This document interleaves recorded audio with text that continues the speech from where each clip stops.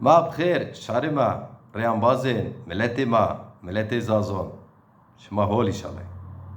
Ve biz yer şamar tüzük deza para yo paragrafuen mehasker evrozi devam bikir. Merhaba kıymetli takipçilerim. Düneyin beni takip edenler bilir. Partimiz Demokrasi Zamanı Partisi Dezapar'ın tüzüğünde bir giriş okumuştum. Bugün bir paragraf daha okumak istedim sizlere.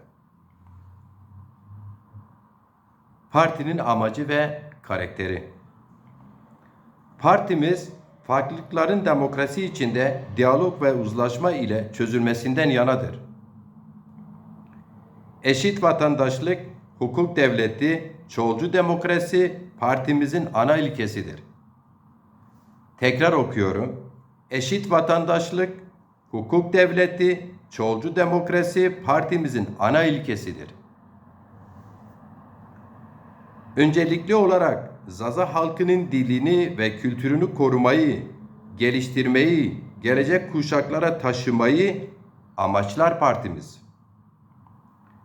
Bunun için ülkede kendisiyle benzer sorunları yaşayan diğer halklar ve etnik gruplarla ittifak içinde siyaset yürütür partimiz.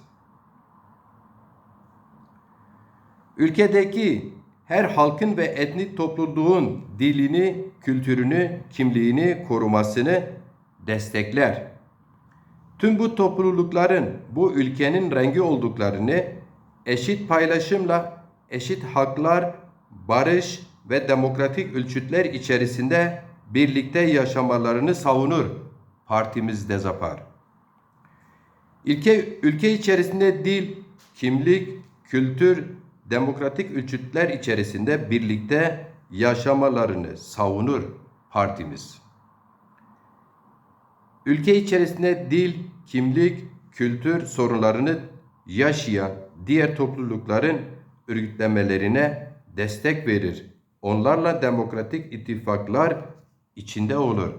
Partimiz, halkımız, Demokrasi Zamanı Partimizin tüzük girişinde partimizin karakteri ve amaçları başlığı altında saygılar, hürmetler.